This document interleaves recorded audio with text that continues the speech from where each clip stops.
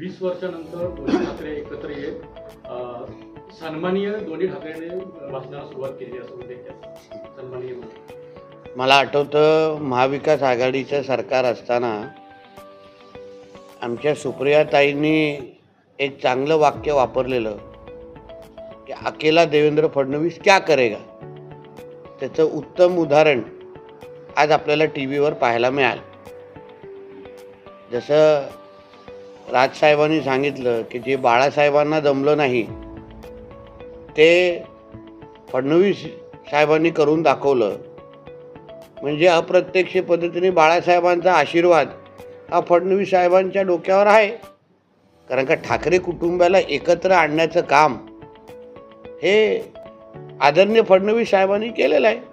आणि म्हणून अकेला देवेंद्र फडणवीस क्या करेगा याचं चांगलंच उत्तर सगळ्यांना मिळालं असेल।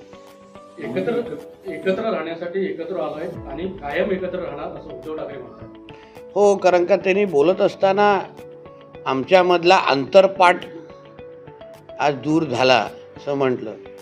अंतरपाठ हे साधारण नवरा आणि नवरीमध्ये दूर होतो, तर मला हे कळलं नाही की बाबा नवरा कोण आणि नवरी कोण।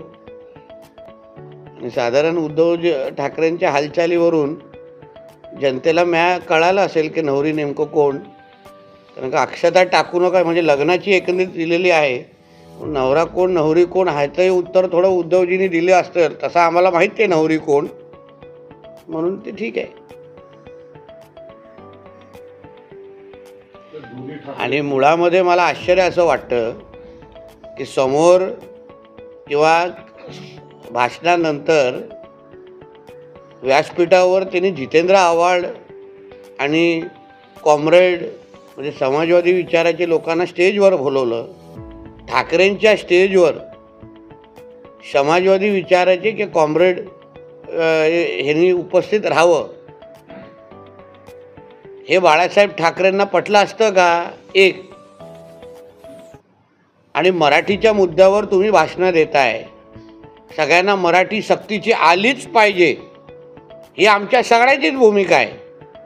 मग जरा मुंब्राच्या आमदारांना विचारा ज्यांना तुम्ही स्टेजवर घेतलं की त्यांच्या मुंब्र्यामध्ये मराठीची सक्ती कधी होणार, त्यांच्या मुंब्र्यामध्ये मस्जिदमध्ये आजान मराठीमध्ये कधी होणार, त्यांच्या मुंब्र्यामध्ये जे त्या फेरीवाले आणि दुकानदार आहेत ते शुद्ध मराठी बोलतात का?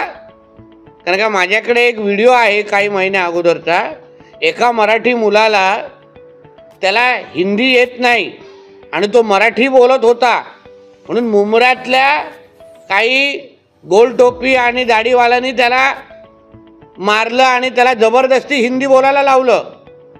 मग मुंब्र्यातल्या आमदाराला विचारलं पाहिजे होतं त्या व्यासपीठावर की तुझ्या मतदारसंघामध्ये कधी बोलायला लावणार, हे पहिलं विचारावं आणि मग मराठीचे गुणगान गावावे।